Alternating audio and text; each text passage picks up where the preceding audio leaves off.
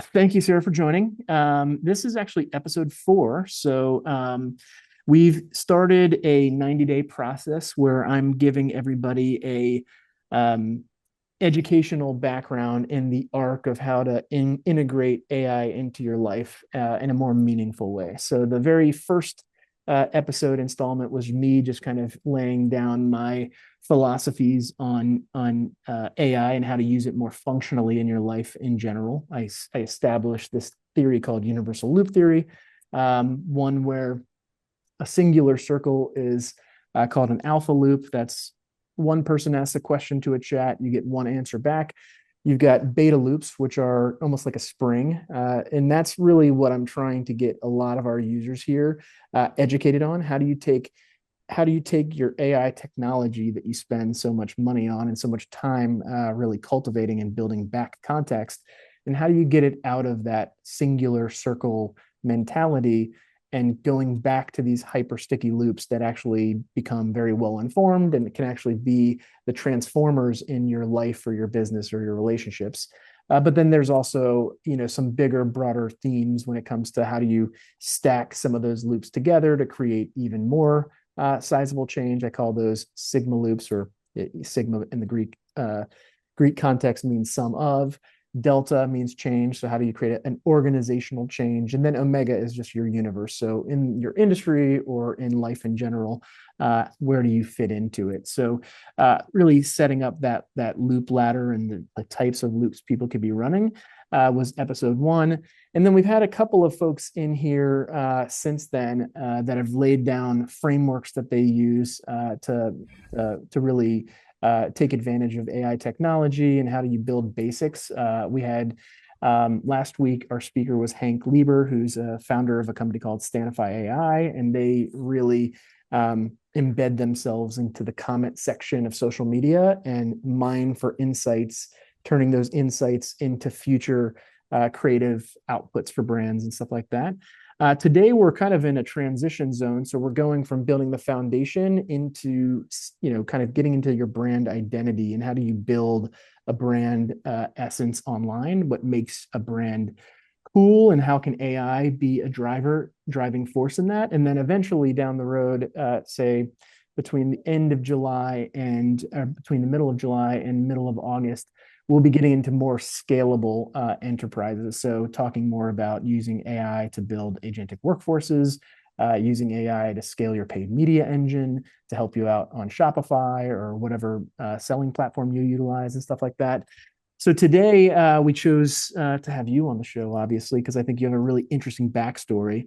And it's less about the frameworks you've built out, although I'm sure you're going to get a lot of questions from people like Austin, who's actively building a platform about said systems. And it's more about how did you really take advantage of the situation you were in, cultivate a sense of awareness around it, and decide to build a scalable product off of what you were doing at the time.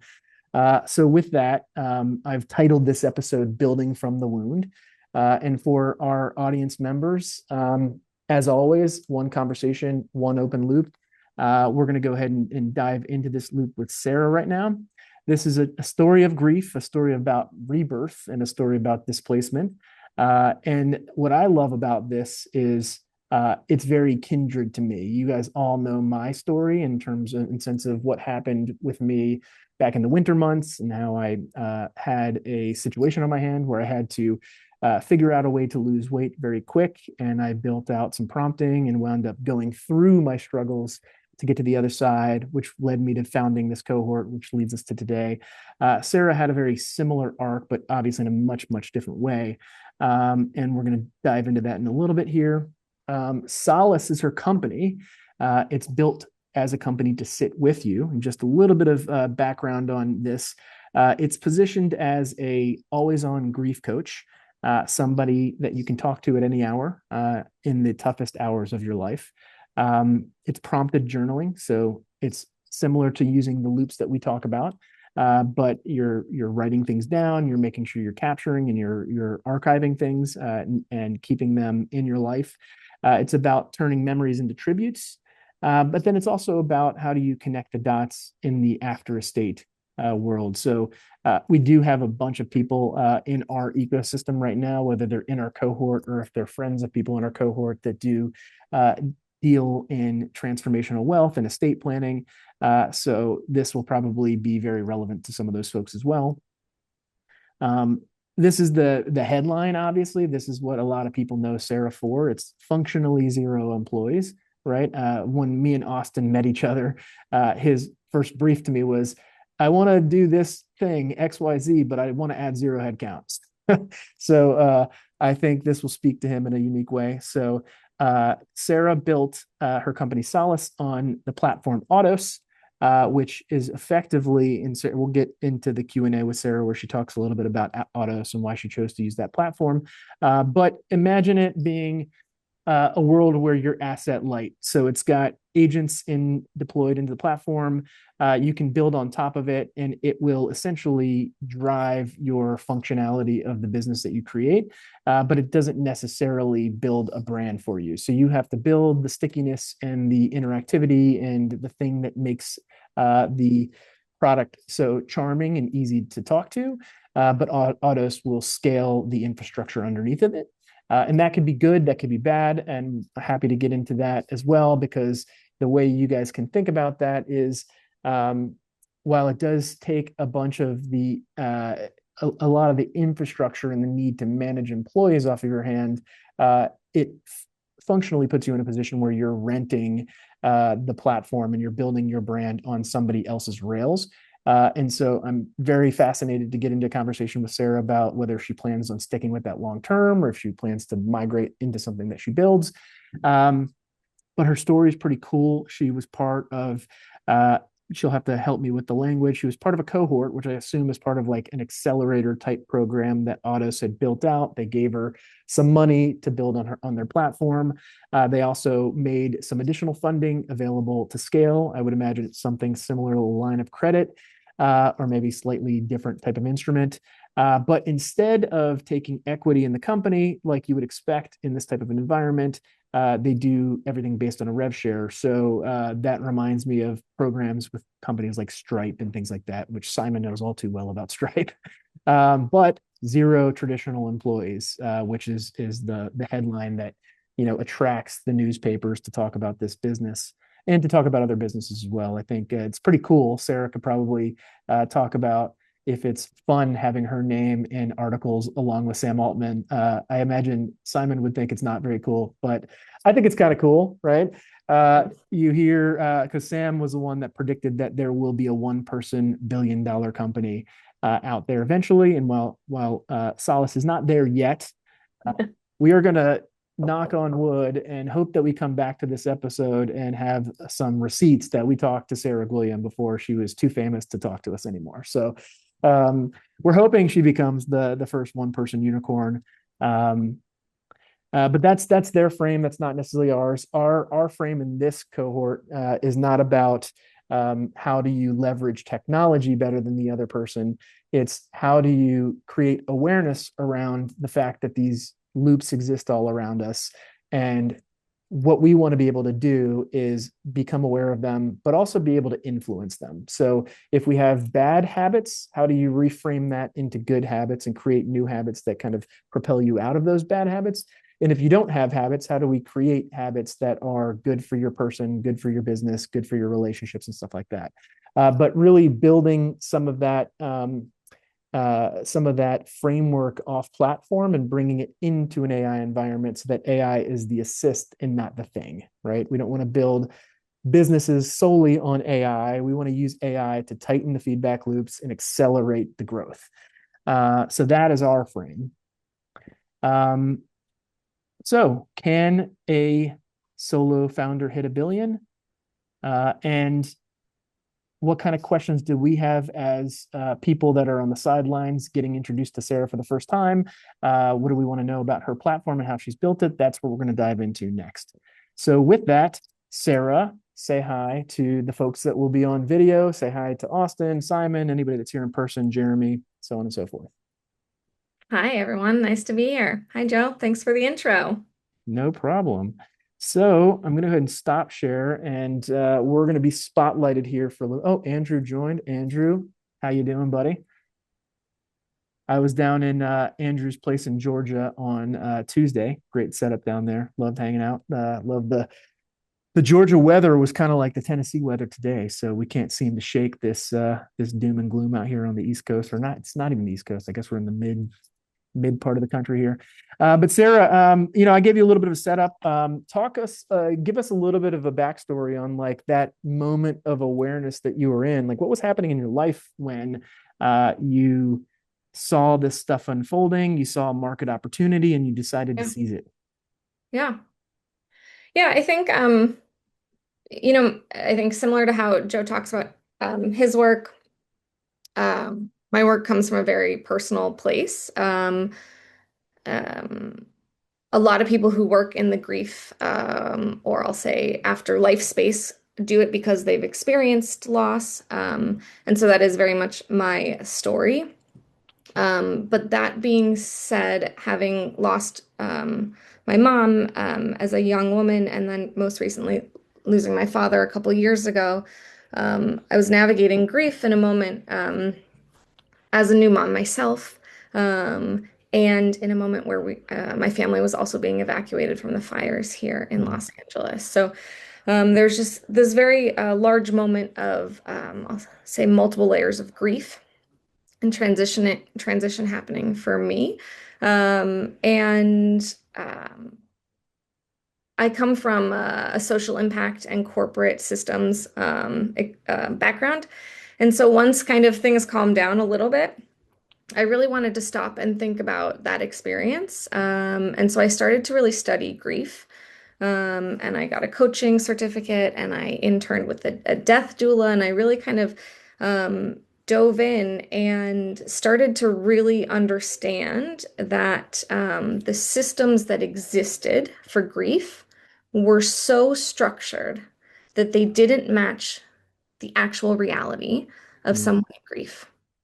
And so I think what dawned on me, which I don't think is a revelation necessarily, but what dawned on me was that um, I didn't feel like there was a tool that met the needs of my grief, which came, at 2 a.m. in the grocery store, between my therapy sessions, at all times of the day, consistently, and between the moments of my structured support.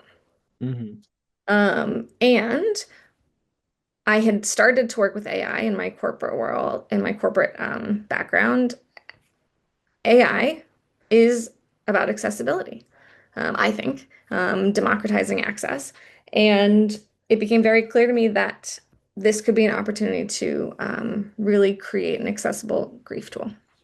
Yeah, that's an amazing story. And I feel pretty similar in the sense that some of the most fundamental things I've built over the past couple of years, whether it be cleaner standards, my product that you know all too well about, because we've had a good riff on that, or my weight loss journey over the past Yep. 4 months, were things that were very specifically doable because of how 24/7 the AI access was. I could work on those things at any hour of the day. And in a way where it feels, it's going to sound weird, but I'm sure everybody that's on this call or that will view this in the future can attest to, like when you're talking to some of these chat bots, it feels kind of human, right? Like you're getting a lot of responses back, and Yep. it tells you kind of what you want to hear sometimes, which is a little bit of the addictive part that it can be good, it can be bad. We have to reconcile for that sometimes Yeah. and make sure our prompting eliminates some of that delusion. But it is a very sticky process. So is that what kind of propelled you to start thinking about you know doing something because you felt like it was doable, it was possible, and maybe you were on to Yeah. something that nobody else was really sniffing around? Or Yeah.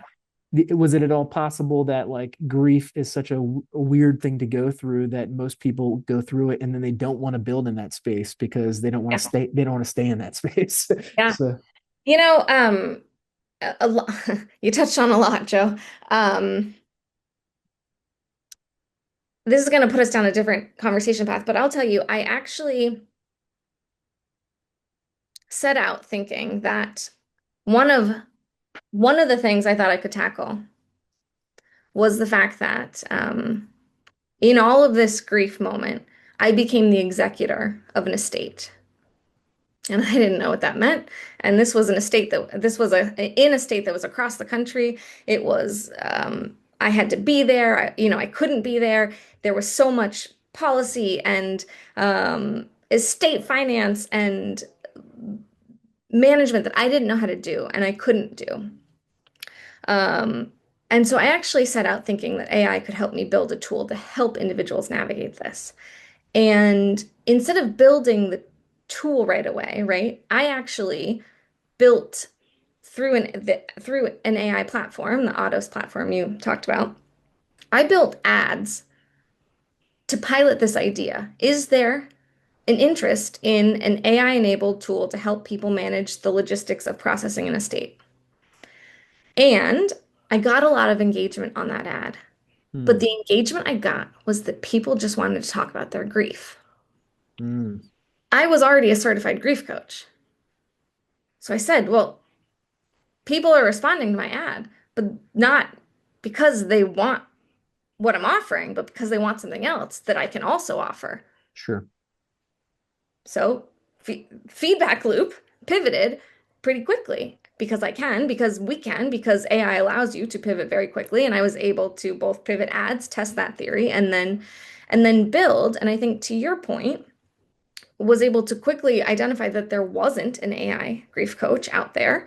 And also to your point, the things that AI as an LLM naturally does well are the things that coaching does. Yeah. As a grief coach, I validate, I normalize. I mean, what else does AI do but do that for you? Exactly. Yeah. I'll say I do it as a grief coach much more boundaried than an LLM. And we can definitely get into this more deeply. It has been um, the most rewarding challenge about building Solace is to have built an AI agent as my grief coach that stays boundaried. Because one of the things, despite being very good at validating and normalizing, one of the things that right AI doesn't do well is doesn't limit a conversation. And I have worked really hard to create an agent that does limit a conversation. Hmm. Um, Nice. the one thing I'll say about all of this is it's been really fun to work with a tool that I think was created for productivity, but to work with it to sit, to actually not be productive, but to sit in an emotion. In the work that I do, it's not about forward momentum, it's not about progress. It's really about helping someone literally sit in their emotions and understand that any emotion that comes up in in grief is valid. Um, and we can talk all about grief, right? I think there's a lot that comes up in grief that we don't recognize as grief, society doesn't recognize, but regardless, I created a tool in a space of productivity that's really just about sitting. But the funny thing is there's a little bit of a catch-22 to that because you say it's not about growth, but in the process of sitting in the moment where ordinarily you might not, that in and of itself is growth, right? So you're still building these recursive loops. You're still learning something in the process. And maybe that learning has to do with digging up the past and really being able to metabolize the Yeah. things that have happened to you in the past. Yeah. I've had tons of great conversations with the members of this cohort about things that have happened in their past. And I think honestly, being able to have those outlets, be them synthetic or human, allow us to kind of metabolize grief in a way that, maybe you wouldn't feel comfortable opening up with a therapist, or maybe you wouldn't feel comfortable opening up with a family member or a friend, or even a brother, a sister in a church group or something like that. Because it isn't to some extent an inanimate object across the screen, and you don't have to be as fearful about what you tell it. Have you found that the people that come to your platform and talk to your agent, um, are they leaving you guys reviews of that nature where they feel, hey, this I can tell this thing anything. There's nothing I can't tell it. Yeah. Yeah, absolutely. We get a lot of reviews that say things like, I've never said this out loud. I felt like I've never been able to say this to anyone, right? Um, there is something about what people perceive as the privacy of AI and the judgment-free nature of that space that allows people to say, to right, to put things into words, um, to this grief coach, that they haven't been able to do for the first time, or at all, right? I think, this is a little bit of my personal theory on AI, and maybe this goes a little beyond the scope of this call, but um, for me, it is very important that this tool is a rehearsal space for someone, that this is a practice place for someone to talk about their grief. Um, in a way that they can hone that skill and they can start to continue to open up about it so that they can talk about it to my grief coach and then maybe go to their therapist or then turn to their partner or then go to their best friend. Um, I don't want my AI tool to be their only outlet or to be their companion or to be the only tool in their toolkit of grief, right?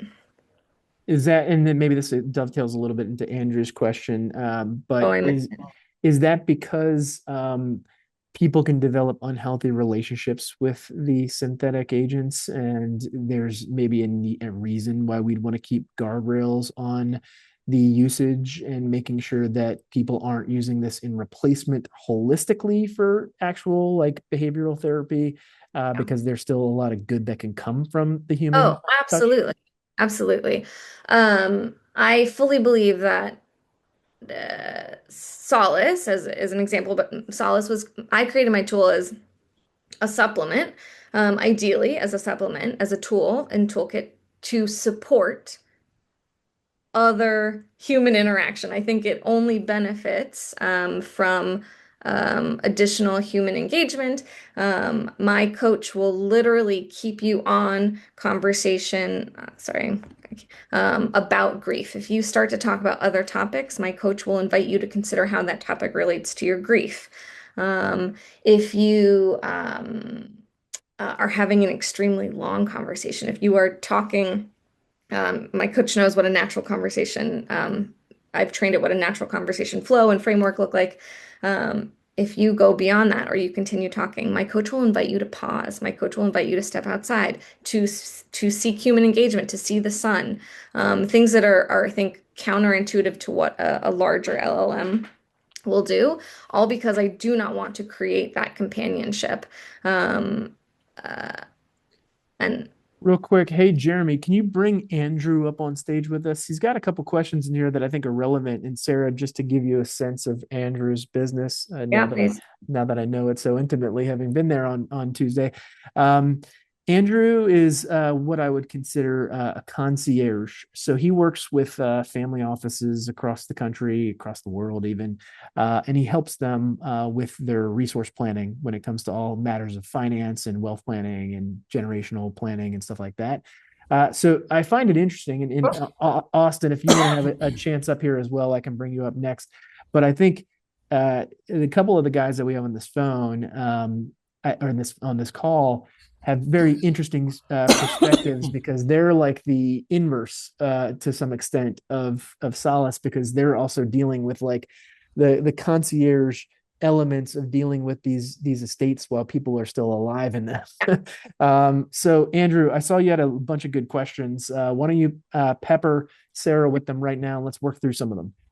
Yeah, so what's interesting about this is me and Austin are both probably one of the, I don't know, Austin might know the number better than me, but we're in less than 50 in the country that have begun the process of training and applying a lot of some of the stuff you're talking about relative to wealth and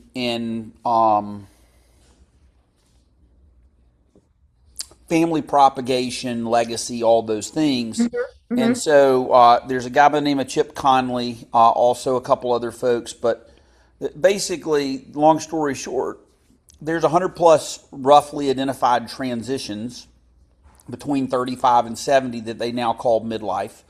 Um, but um, four big ones are like a business owner exit, sudden wealth, retirement rewirement, and widow or divorce. But Yep. there's six core areas underneath all that are personal and loss and all these things. And the reason that me and Austin have spent time there is because the money is really just like that's in a lot of ways. It's not even the difficult part of really the wealth management. It's the coaching and the psychology and the leadership and all those things. And just to put it out there and just be nice and vulnerable. I mean, I'm a living, walking lifequake right now with oldest married and middle one graduating from college and in launch into career, and youngest almost done and looking at a move and all these things. And the reality is, all of those stack, and they actually leverage and exacerbate in my experience. And so that's why I was really curious just to hear your perspective and your use of AI and all these things, because what is really obvious, and one of the things I love about Joe is we have to be good stewards and use the resource for good, not just to print money, of course. And so I was curious why it's important. You found it important to limit or constrain conversation. I think we all know sometimes limits and constraints actually are they're really uncomfortable, but they're really productive in being able to produce the growth or the transformation that we need. And one of the things that we've been coached on really intensely on is knowing where the line is, where we don't need to play, for instance, therapist or grief Yep. counselor or those types of things. So I kind of babbled around a bunch of that, but I would love your perspective around that, how you use the agent from that type of thing. Yep. And I love the fact you've been really intentional about it not becoming, a companion crutch type of a deal. Yep. But No, I mean, thank you for sharing all of that. And before I kind of get into that, I think both to your point and then Jeremy, you asked a question about kind of sports. I want to share that I do not define grief for my platform or for my users. What I say is that if it feels like loss, it belongs here. And right now, I have about 1,200 ongoing grief conversations on the platform. And of those, there's about 20 different types of loss. And that is not just bereavement. Bereavement is a good chunk of those, and that's all types of death, different relationships. But I have identity, I have pet loss, I have property loss, I have life transitions, I have retirement, right? People navigating all sorts of different transitional moments where they are processing some sort of change that feels like a loss. And midlife is certainly one where there's a lot of transition. So I just appreciate you sharing that because it's definitely where I find a lot of use cases. Um, it was very important for me to stay in a coaching lane. I did not want my coach to practice therapy. That felt very dangerous to me. I do not know how LLMs, my coach is based, can be, I could build my coach based on any LLM I chose. I practiced on a few. I ended up on Claude. I continued to kind of try LLMs as they release new versions. But today I'm still on Claude.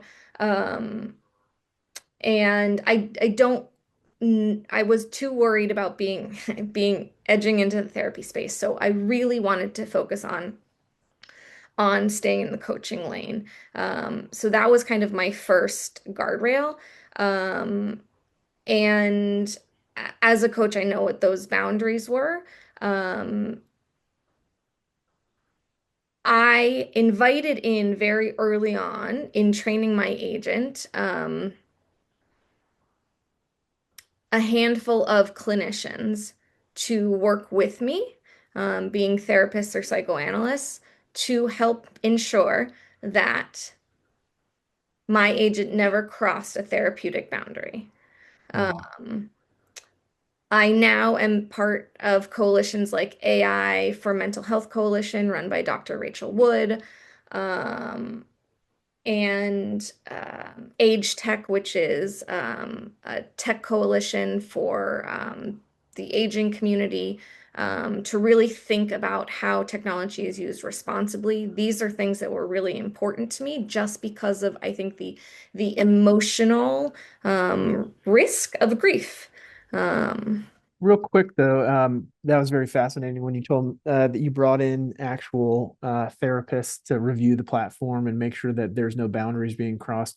Is there like how are you doing that? Are you is there benchmarks built? Is there like a lot like a large database of the chats that are getting exported and then put into like a linguistic filter and they're looking at stuff off platform, or are they just diving into some chats a little bit blind and kind of snooping yeah. around and doing it that way? Like how exactly are you getting to the bottom of guardrails? Yeah, so a couple different ways. Early on, I had their input in building my original prompt. The kind of the the The tool DNA, the that I, yeah, DNA essentially. right, Yeah, sure. that taught my coach. So I had them engaged in the original teaching of the coach. Um, and then basically what I do for a lot of the different therapists that I engage focus on something different, right? So I just had a therapist who focuses on intimacy trauma, come in and run a scenario as a user around what he focuses on. And he just Mm, pushes the boundaries in a conversation. So he just tests. And gotcha. then we review that conversation together. And if we have to go back and find a way to retrain the agent or the coach, we'll do that. Um, I also, within the Autos platform, can constantly run a QA agent, which is a cool benefit of working with a platform Mm. like Autos. I have an agent that is constantly running a test conversation in the background. And I can say, hey, can you test a conversation around this? Hey, I want you to test a new crisis conversation. Hey, I want you to test this. So Autos does allow me to kind of have a constant QC um, conversation running, which is a really nice perk. Real quick, just illuminate Autos a little bit more for the group because while I'm not exactly sure all of them are going to go rush out and get on Autos and start Yeah, building and stuff like that, it is a little bit of a unique platform in the yeah, sense that it's not developed like LLMs. It's developed to be agentic. It's developed to be something that you hop on and it's got agents ready to roll and ready to fire, and you're just kind of defining things. And I don't think that many people on this call or people that are going to be watching the video have really explored a platform like that yet. yeah, How easy was it to build your coach? yeah. It was pretty easy. And I think I have now been on the platform for a year and a half. I will tell you, I was the one of or the first user in the platform, so it has come a long way. Um, if you went to autos.com right now and you had an idea, you just had the very beginnings of an idea for an AI native business, you could put one sentence of your idea in, and AI would walk you through a series of prompts to ask you a little more detail, and it would build you the foundation of a business that you iterate from So it's very like quick. it's kind of like lovable instead of design, it's agents. So it's like I want to be the Tony Robbins of agents. I want Yeah. to build a motivational speaking Yeah. platform, and it'll Yeah. help you build. Look, I'll give you an example. My husband is deeply concerned about where we're going to live in the future based on the environment and the climate of this country, right? Where is going to be safe for us based on the changing climate? Tennessee, Tennessee, Tennessee. exactly. Um, he works in wildfire mitigation, so there's the reason. I got on Atos the other day and started a new project. I said, I want to create a tool that helps people identify a location for relocation based on what feels comfortable to them Mhm. and a bunch of other factors like size of location, what are the qualifications of the place they want to live, and then what feels safe. And then I added in there, and I want to have a map of where all the data centers are, right? Like let's make sure we add that. Is that because you want to stay away from the data centers and all the whizzing and all the EMFs and stuff Maybe like like that? I don't Or know. I don't know what people want. Um, okay, and stay away from Northern Virginia then. They're all over I that mean, stuff. I just heard oh what's it? Aaron Brockovich just came out of retirement to like talk about this. Anyway, so like threw that in there, and the platform was created. And now I just go and I iterate. So Autos is like the platform and the incubator of an idea. It includes a chief of staff agent, a QA agent. You can run your ads through there. You can manage your wallet, your finances through there, through its platform. Um, But does it take 15% revenue for every business that's spun up on it, or is that just unique to your depends on the situation or yeah, it's situational. So I think my understanding is there's probably you can probably start up for free, and then there's a fee to probably tiers? host. Right. Yep. Um, I have a 15% rev share, but that's because of their investment, my Gotcha. investment agreement. Right. Um, so I am an entrepreneur in residence with them, which is the cohort that you shared. That's Um, awesome. yeah. So, hey, Jeremy, can you spotlight Austin real quick? I just want to bring him up because as we're kind of capping off this conversation, Austin's in a very unique position because he's building right now. He's building a platform that hopefully a lot of people are going to get a lot of good use out of. Um, Austin, what questions do you have for Sarah, knowing that a couple of years ago she was in I wouldn't say like very similar position to you because your businesses are obviously wildly different, but seeing how she's gone out and she's been able to build a successful company without adding a ton of headcount. I know that was something that was big on your radar screen. My guess is there's some learnings that we can unpack here in terms of like the scalability of using these technologies. What questions would you have for Sarah as you're getting ready to launch in the next 2 months? Yeah, I think so. Thanks for the opportunity to chat with you. This is a lot of fun. So I had several different kind of categories of questions, just like kind of a little bit here and there. So I'll just kind of throw some at you, and I'm super curious to get your perspective. So one of the things that I think our journeys kind of have in common is that there was you had an experience where you realized that the existing solution set and option set didn't align well with the challenges that were out there. And there was an opportunity that lived in that gap, right? And so that's a very similar kind of starting spot where I was a year ago. We work a lot with people that have complex transitions, and a lot of times that results in a lot of kind of capital being freed up. And then as people go to, and there's oftentimes a lot of really good planning that happens before that. After that point, then the money gets put to work in all the different, places that they want. The tax options available to people at that point moving forward were not what we thought was awesome. Like they kind of decay in effectiveness over time. They are costly, they're cumbersome, they're challenging to administer, et cetera, et cetera. So we kind of took a couple of tools that already existed that were out there, combined them in a way that people hadn't really thought of to combine them before, and developed something that it's all the same ingredients that were already there. Um, but they're combined in a way that's different enough that people haven't thought to do it this way before, which is good because that's, kind of gives us an advantage. At the same time, it also makes adoption by other people a bit of a challenge, right? Because you're creating this thing that's different enough than the previous options that there's this kind of learning curve and there's this kind of gap where people almost need to be like brought along a little bit Yeah. in order to get to a spot where they can say yes to something that's better, right? So there's kind of some awareness, some education, so like there's some different dynamics. And so I'm just kind of curious in your journey, like how did you go about after you've built this thing that really bridges the gap well, how did you go about like bringing people along with you and creating the space for them to say yes and really engage with it?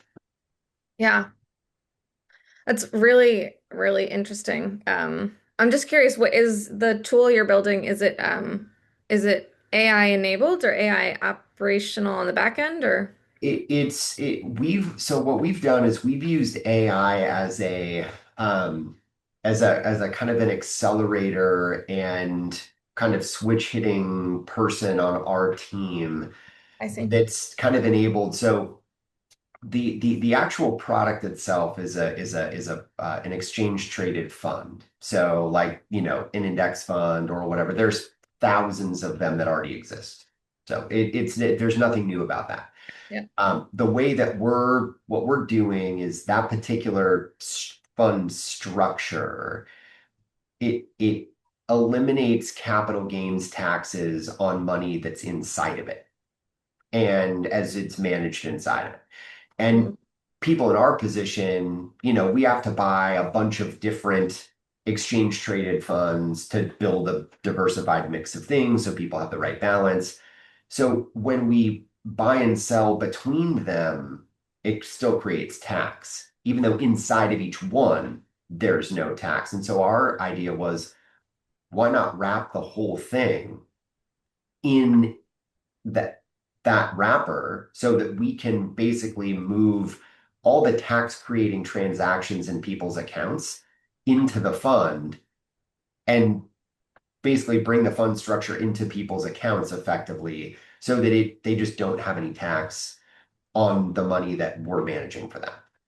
And so it's using a bunch of stuff that was already there. We didn't invent the fund structure. We didn't invent the underlying investments. Like we didn't invent any of those right, things. right, right. But there's enough nuance in Yeah. terms of the different pieces. So what we've used AI for, I've used AI. I built a custom AI board of directors that I can give it. I can give it a situation, and I've taken several different kind of thought leaders in different areas, entrepreneurship, strategy, mental models. They'll hold a board meeting and send me the transcript of the board meeting as an output. And so I've actually, that's totally changed the trajectory of the business in meaningful Wow. ways based on their feedback and watching them debate things. And it's just Very cool. fascinating. Yeah. We've used it to design websites, branding, index construction, like kind of technical things. So we've been very hands-on with how we've woven it into the development of the business. If that makes Yeah. sense. That's very cool. Um, I want to talk about the education awareness, and I just want to share that because I'm one of obviously probably thousands of users on Autos, my chief of staff agent attends a daily stand-up meeting with other chief of staff agents from other businesses at my same progress level Okay. of, and so every day my chief of staff agent comes back and says, "Hey, based on learnings from the 100 other businesses, here's what I think we need to try today," which, I mean, similar to your board, but That's Yeah. crazy. So what kind of stuff will it come back with? Like what are some of the things that it'll come back and say, hey, I think we need to try this or that, like related to the kind of the education and bringing people along. Like what have you seen there? I mean, that'll be everything from like someone had an ad used an ad that had 3 times the engagement that their ads usually have, and here's the language. Like here's language that resonated. Hmm. How do we? And it won't say how, it'll say here's how we mimic that language and we test it. Hmm. It could be everything from ads to operation to here's a new UX simplification that we should try on our website. Um, So just a technical question, because I'm hoping that we have this recording. Simon can download it and really dive in here. How how tactically are they doing that? Is it like an agent that sits on like note taker software and gets invited as a calendar invite into meetings, and then there's like some kind of like horse trading going on, and all these companies just agree to invite their chief of staff agents to all these calls? Like, what's the technical thing about it? I have no idea, Joe. You can see my gears are grinding. I want to go build that right Yeah. now. I'm like, okay, future cohorts. We're gonna have all of our board. Yeah, I mean, Austin's gonna build the board, and we're gonna have the board and yeah. everybody. We also, I mean, all of our businesses sit on the same platform, right? They have built a model where Sounds thousands amazing. of agents live on the same platform. So they are they were learning. I see. It's their agents, so they can do They're whatever they want to agents. do. Yeah. Right. So it's Gotcha. all they're all in one net one, one loop. There you go. Cool. So Sarah, how do you think about like how do you measure success at Solace? Like what do you like how do you quantify that like for you? Yeah. Um, a few different ways. I mean, I do. I do sell subscription coaching. Okay.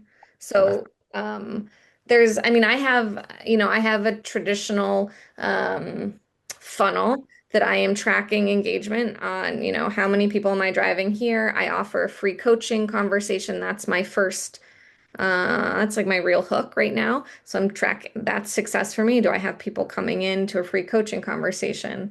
Um, um, are they interested in subscribing? Are they subscribing? Um, I offer chances for to share feedback, and I think for me, comes so much from the heart, as cheesy as it sounds, that it really is about those qualitative moments where I hear feedback like Mm. this changed how I'm holding my grief, right? I will tell you personally, I talk to my coach a lot. I'm both in QA and in practice, right? But every time I talk to my grief coach, uh, my coach says something to me that I repeat back to it because I am so blown away by something it says, right? Yesterday, my coach said something like, "You are living in performance of a ghost." What? Like, okay, yeah, thank you. You're right. I needed to hear that. Um, so for me, yes, I am building this as a business. I want to sell, and that's impact for me, and that's how it's going to sustain itself. I also think, if I'm being really candid, I think this grief coach and this grief platform is going to fit in a much bigger ecosystem of end of life for another company at some point. And so I think impact will be finding the place where Solace belongs at the end. Um, but I do want to touch a little bit on just education and awareness because I think we have very different products. Um, and you have probably a much harder education and awareness journey, but I think it's really interesting because I walk around saying everyone is in grief. Y'all are grieving, whether you know it or not. And it doesn't make me very popular. Um, but what it does let me do is run fairly emotionally um, resonant ads that get people. Um, I'll tell you from a marketing perspective, I get a lot of engagement with ads because people get it. They immediately connect with this idea of loss. Then they come and they see that it's a grief coach, and then I lose them because people don't understand grief coaching. They don't know what it means. The Google search trend on grief coach is definitely up, but it is still quite low. So there is like a massive conversation that needs to happen. I mean, I believe societally around grief and grief coaching to help increase this. Um, but some things that I've done, right? Like, so I saw that immediately. I used to drive people to my landing page, solaceconcierge.ai, all about my business, talk about grief, like blah, blah, blah. Click a few buttons, get into the coach. what I'm working on now, which will be live in, you might be able to go to helpwithgrieving.com right now. I will now drive people directly into my grief coach. I'm not even gonna tell you. We're not get rid of grief coaching. Like, you can go to my website and still learn about it now, but like, I'm gonna hit you with an emotional ad and I'm gonna send you right into the talking conversation. Like, we don't need to tell you this is grief coaching. Like, just go chat. I was gonna ask you about that. Like, do you bring, because it's something you believe in, like do you is part of what you're trying to do to bring people to the concept? Or are you trying to make the concept invisible and just deliver, like create like a delivery mechanism to the people in a way that they Yeah. resonate with, regardless of what the label is? I think it's both. I think Okay. I'll say, and this is right now I am selling direct to individuals. I'm out there advertising where I can advertise. Okay. Candidly, I've been suspended on Meta and I can't get out of it because grief is hard to advertise for. Um, it can be considered a personal hardship. They banned me. I can't get unbanned. It's an ironic nature of working in the space that I have written a lot about on LinkedIn angrily. Um, but that being said, I believe this is a tool that, yes, Andrew, why? Like, duh. I mean, Sheryl Sandberg, come on. But um, I also think this tool, because I've also built it with clinicians from the very get-go, I have therapists who are recommending to their clients that they use Solace between sessions because there's just not enough therapists, or therapists can't be there 24/7, right? So therapists are saying, I feel comfortable enough with the role that Solace plays and the boundaries that Solace has that I'm going to recommend this to my clients in grief. Um, but there, with my direct to consumer clients, I'm just going to send them to the conversation, right? I don't need to educate them on grief coaching unless they want to go find out more at my website. With my clinician partners, there is an education component. I want them to be very clear what they're walking into. I work with them to create an educational document to give to their clients. This is what Solace is. This is why we are sharing this with you. So it, right, Quick question for you. If somebody opens up a new conversation inside of Solace, um, can they prompt Solace like you would a typical LLM and have some customization to the conversation, or they just go in and start talking and then eventually the conversation goes in the direction? Because I have a very specific use case. Is prompting allowed in that environment? that's an interesting question. I don't know how my agent would handle it. Well, the reason I ask it is more commercial, especially if you want to do more of getting more grief coaches or more doctors recommending Solace. If they were able to write their own prescription through a prompt Yeah. with triggers at the end of it that essentially build in reporting, then they could get a report back from Solace without the user having to really understand what's going on. Yeah. So, um,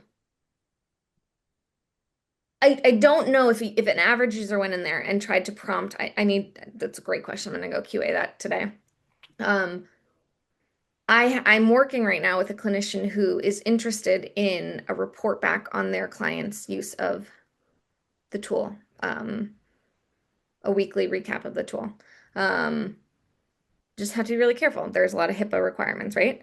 But that doesn't mean it's not possible. If a client gives full consent, I can Right. absolutely do that. My agent, I can fully duplicate and build. It's not even a rebuild. I can fully customize a segment of this Solace world that gives a report out from a time period. I mean, right now, if you go into Solace, I not only have a chat, I have two other tools. I have the journal that you mentioned, and I have a tribute making tool. They all have a shared memory, um, and they will provide you a weekly insight. here's the emotions that came up this week, right? Like, I mean, most LLMs will do this, but here's the emotions that came up this week. Here's the themes you came back to. It'll report every month. Like, here's how your grief waves came this month, right? Um, this can be really great insight if you're working with someone. Yeah. Absolutely. Couple of things before we close out for the folks watching this video after the fact. One area, and Sarah, I just want to make sure you're planning this out in your business, and if you need help, let me know. Um, the LLMs are scraping a lot of conversations from Reddit right now, so like building out like a subreddit for grief could be an interesting place to go. That would make you the authority on grief, and people would find you much easier. Um, but then also something that strikes me as an interesting mechanism specifically for your business. And Austin, maybe there's some application in your world as well. Maybe that's what the subreddits can do, but maybe there's another way in. Uh, I feel like there's been some instances in the past where there's been this kind of collective grieving, meaning like there's been this collective consciousness across the country. And when something major happens, like a celebrity death or something like that, there's an outpouring of an emotion.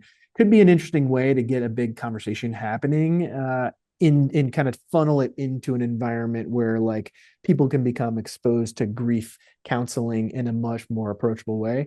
Have you thought about that? Are there any moments in time over the past like couple of years where you thought, hey, you know what?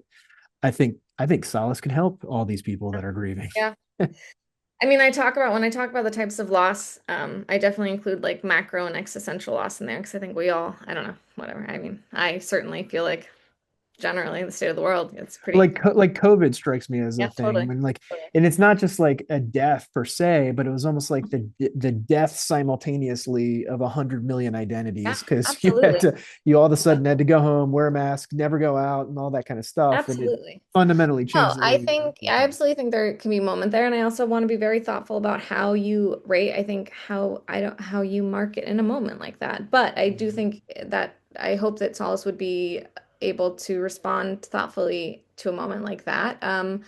I'll say this is a little bit more cheeky, but I don't know if y'all remember at the end of last year.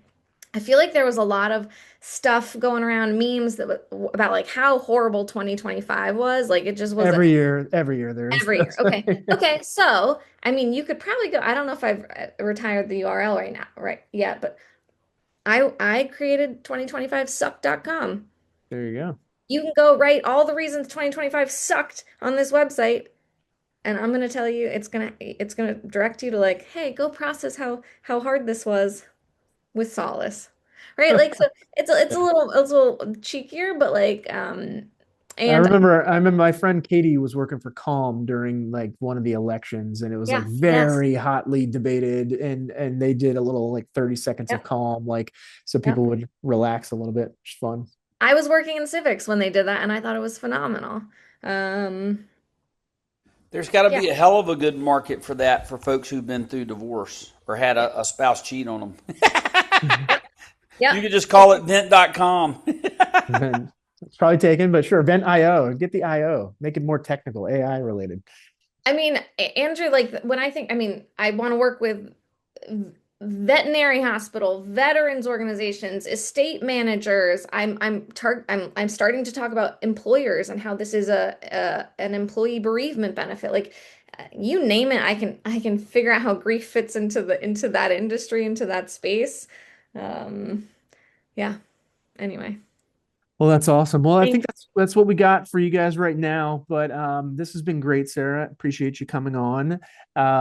Again, like I mentioned at the top of the call, I'll make sure you get your invite into our circle group and you can interface with these folks. If anybody wanted to reach out to you and talk a little bit more about Solace or talk to you about their business and stuff like that, is there an email you want to give them? Is there a social media handle, a LinkedIn? How would you like them to reach out to you? Yeah, I can put it in the chat, but I'm just Sarah at solaceconcierge.ai. And yeah, on Instagram, I'm Solace Concierge. Perfect. Well, thanks so much for joining us. And team, I will talk to you guys next week. I'll also put some stuff in the circle group talking about what type of homework we might want to have between this week and next week, just so you guys. Actually, I'm thinking about telling you guys all to go to Autos and just try it out. Just get a free tier subscription and start building agents over there and see what happens. Because I certainly think that I will be doing that along with Simon this weekend. Cool. Have Cool. fun. All right, Thank you so everybody. much, Joe. Nice to meet you all. Signing off. Bye bye.